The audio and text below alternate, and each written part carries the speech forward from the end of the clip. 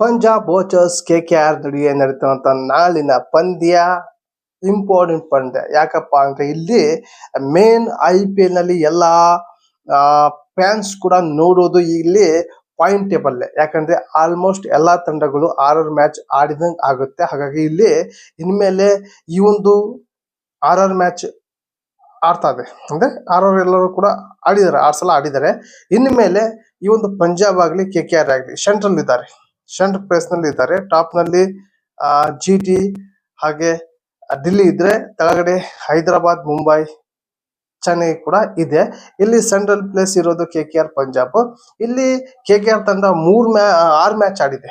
Total ಆಗಿ 6 match ಇದೆ. 6ರಲ್ಲಿ 3 ಗೆದ್ದಿದೆ, 3 ಸೋತಿದೆ.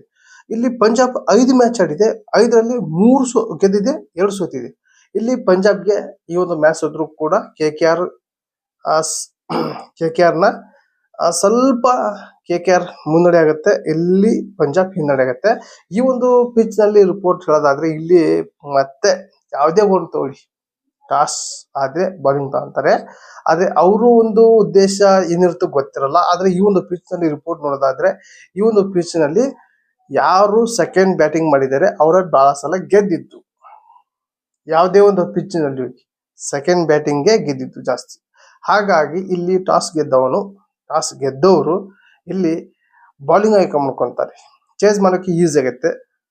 ಬ್ಯಾಟಿಂಗ್ ಇನ್ಫಾರ್ಟ್ ಪ್ಲೇಯರ್ ತಗೋಬಹುದು.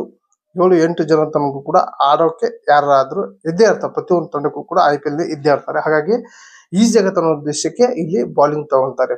ಫ್ರೆಂಡ್ ಟೋಟಲ್ ಆಗಿ ಇಲ್ಲಿ KKR ತಂಡದಲ್ಲಿ ಅಜಿಂಕ್ಯ ರಹಾನೆ, ಸುನಿಲ್ ನಾರಾಯಣ್ ಹಾಗೆ ರಿಂಕು ಸಿಂಗ್ ಇವರೆಲ್ಲರೂ ಕೂಡ ಅಬ್ಬರಿಸಿದ್ರೆ ಬಿಗ್ ಟಾರ್ಗೆಟ್ ಕೂಡ ಕೊಡಬಹುದು.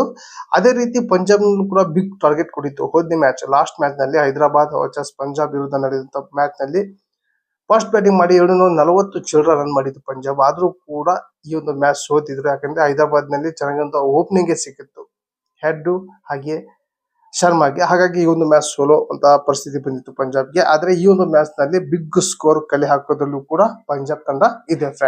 ಫ್ರೆಂಡ್ ಟೋಟಲ್ ಆಗಿ ನಾಳೆ ನಡೀತಂತ ಪಂದ್ಯದಲ್ಲಿ ಯಾರು ಗೆಲ್ಬಹುದು ಅಂತ ಕಮೆಂಟ್ ಮೂಲಕ ತಿಳಿಸಿ. ಹಾಗೆ ಈ ಒಂದು ವಿಡಿಯೋ ಇಷ್ಟ ಆದ್ರೆ ಒಂದು ಲೈಕ್ ಕೊಡಿ. ಹಾಗೆ ಈ ಒಂದು ವಿಡಿಯೋ ನಿಮ್ಮ ಫ್ರೆಂಡ್ಗೆ ಶೇರ್ ಮಾಡಿ ಅಂತ ಈ ಒಂದು ವಿಡಿಯೋಗೆ ಏನ್ ಮಾಡ್ತಾ ಇದೀನಿ ಮತ್ತೆ ಅಂತ ವಿಷಯ. ಟೇಕ್ ಕೇರ್, ಬಾಯ್.